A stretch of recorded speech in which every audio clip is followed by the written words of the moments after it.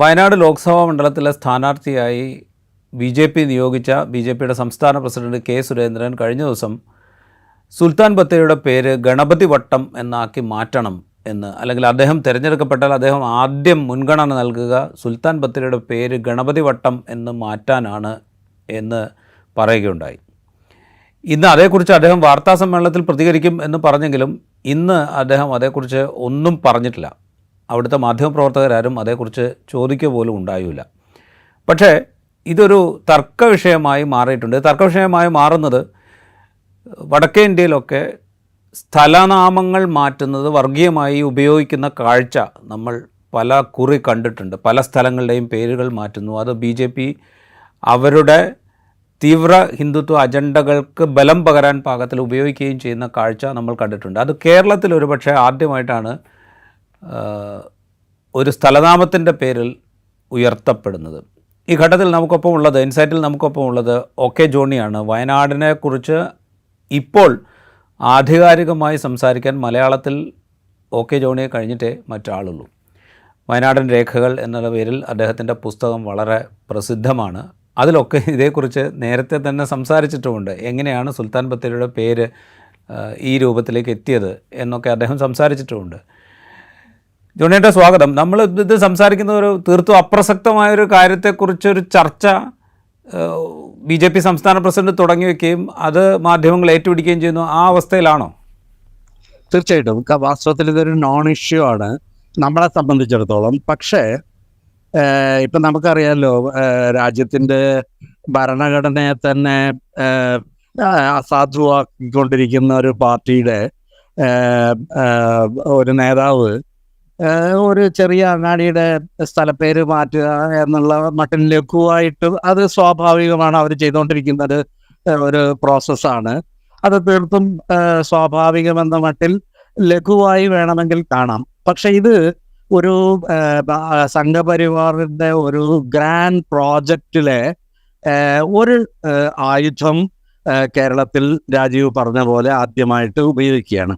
അതിൽ ഉദാഹരണമായിട്ട് ഇപ്പോൾ നമുക്കിപ്പോൾ അറിയാം, ഒരു തരം ഈ മുസ്ലിം ഭരണാധികാരികളെയും മറ്റും മുൻനിർത്തിക്കൊണ്ട് ഈ ഇന്ത്യയിലെ മുസ്ലിം സമുദായത്തെ ശത്രുക്കളായി ചിത്രീകരിക്കാനും അതുവഴി ഭൂരിപക്ഷം വരുന്ന ഒരു ഹിന്ദുക്കളുടെ ഇടയിൽ ഒരു ധ്രുവീകരണം സൃഷ്ടിക്കാനും അതുവഴി രാഷ്ട്രീയാധികാരം നിലനിർത്താനുമുള്ള ഒരു ശ്രമമാണ് സംഘപരിവാരം, RSS എത്രയോ കാലമായി നടത്തിക്കൊണ്ടിരിക്കുന്നത്. ഇപ്പോൾ RSS എന്ന് പറയുന്ന വർഗീയ സംഘടനയുടെ അതിൻ്റെ സംസ്ഥാപനം അതിൻ്റെ ഒരു 100ാം വർഷത്തിലെത്തിയിരിക്കുമ്പോൾ അതിൻ്റെ ഈ പ്രക്രിയയുടെ വേഗം കൂടി വരികയാണ്. അപ്പോൾ ഈ പേരുമാറ്റന് തുടങ്ങിയിട്ടുള്ള ഇസ്ലാമിക നമ്മുടെ ചരിത്രത്തിൻ്റെ ഭാഗമായിട്ടുള്ള പല ജനപദങ്ങൾ വരുന്നു, പല ഭരണാധികാരികൾ വരുന്നു.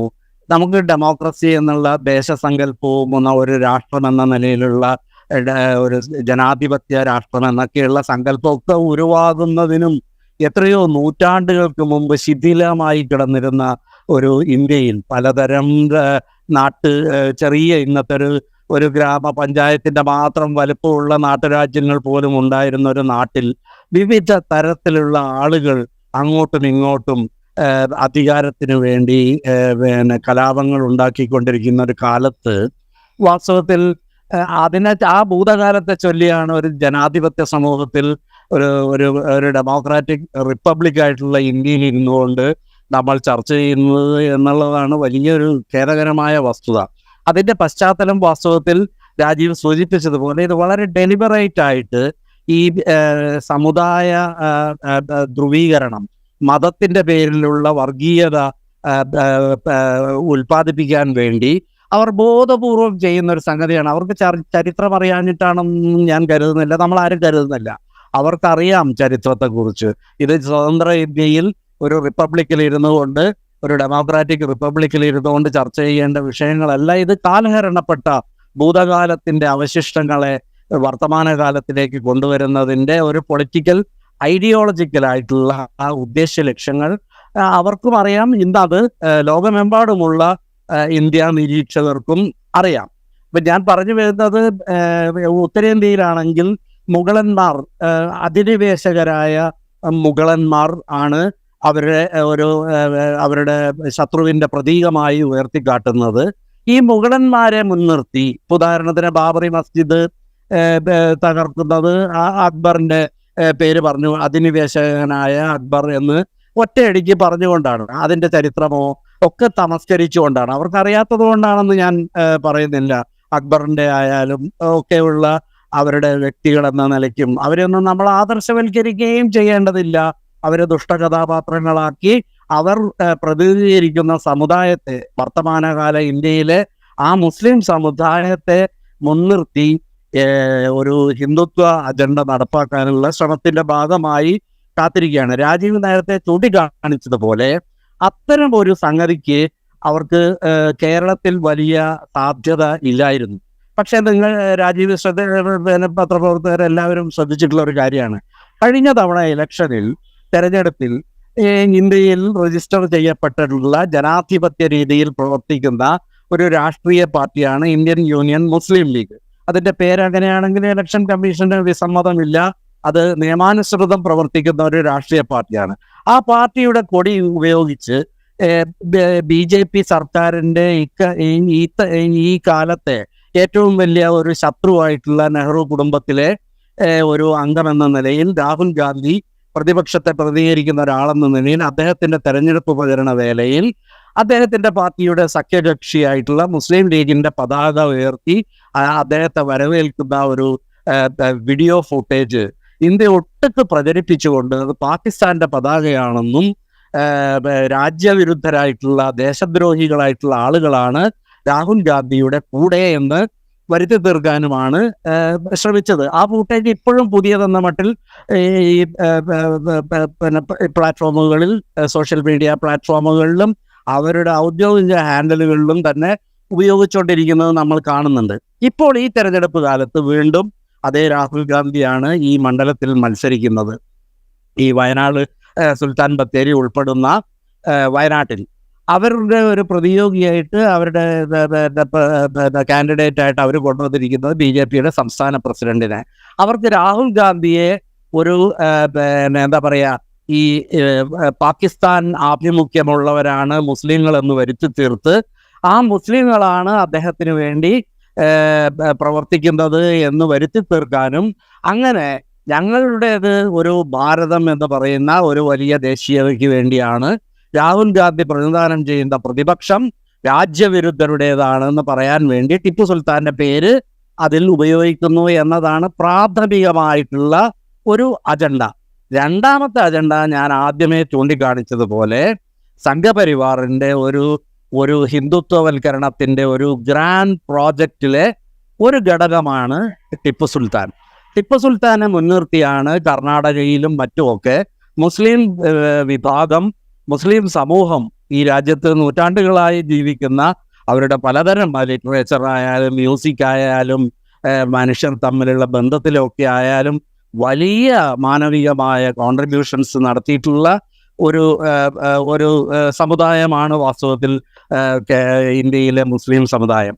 അപ്പം അവരെ അന്യവൽക്കരിക്കുകയും അപരവൽക്കരിക്കുകയും ചെയ്തുകൊണ്ട് ഭൂരിപക്ഷം വരുന്ന ഹിന്ദുക്കളെ ഏകോപിപ്പിച്ചുകൊണ്ട് ഒരു ഹിന്ദു രാഷ്ട്രം സ്ഥാപിക്കുക എന്നുള്ള ആ ഗ്രാൻഡ് പ്രോജക്റ്റിന്റെ ഭാഗമായിട്ടാണ് ദക്ഷിണേന്ത്യയിലല്ല, ഇന്ത്യയിലെ ഒട്ടുക്കായി 1970 മുതൽ ടിപ്പു സുൽത്താനെ കുറിച്ചുള്ള ഇത്തരം ഒരു പ്രൊപ്പഗാൻഡ നടന്നുകൊണ്ടിരിക്കുന്നത്. അപ്പൊ ടിപ്പു സുൽത്താന്റെ പേരുള്ള സ്ഥലം, ഇപ്പൊ എൻ്റെ അറിവ് ശരിയാണെങ്കിൽ പാലക്കാട്ടും സുൽത്താൻ ബത്തേരിയിലും, വയനാട്ടിലെ സുൽത്താൻ ബത്തേരിയിലുമാണ് ടിപ്പു സുൽത്താന്റെ പേരുമായി നേരിട്ട് ബന്ധപ്പെട്ട സ്ഥലനാമങ്ങളും മറ്റുമൊക്കെ. പാലക്കാട്ടെ സുൽത്താൻ പേട്ട്, സുൽത്താന്റെ കോട്ടയുണ്ട് അവിടെ.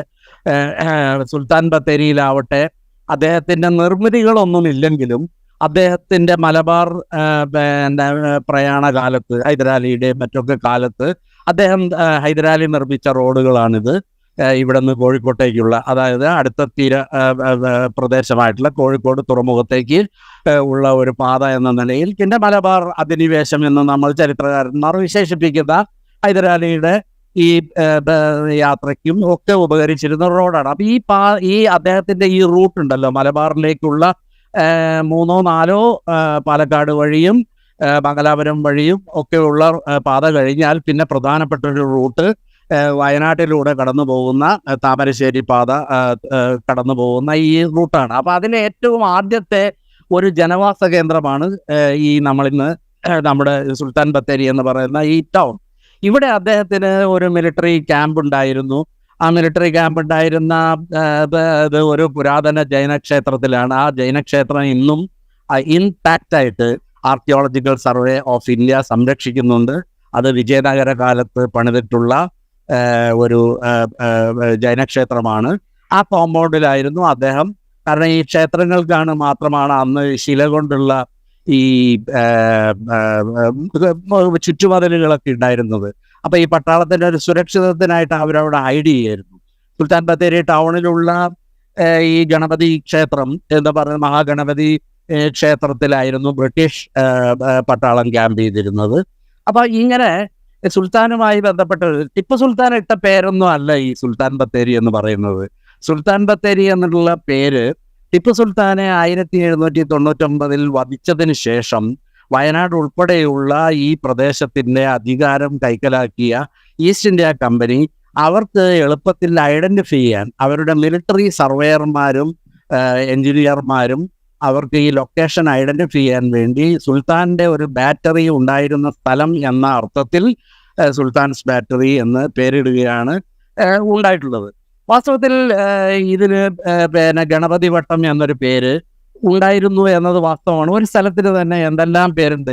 എന്തിന് പറയുന്നു, സാക്ഷാൽ കെ സുരേന്ദ്രന് പോലും പലതരം പേരുകളില്ലേ. നമ്മളതൊന്നും വിളിക്കാറില്ല. നമ്മൾ വിളിക്കുന്നത് ഔദ്യോഗികമായി ഒഫീഷ്യൽ നെയിം എന്ന് പറയുന്ന പേരല്ലേ.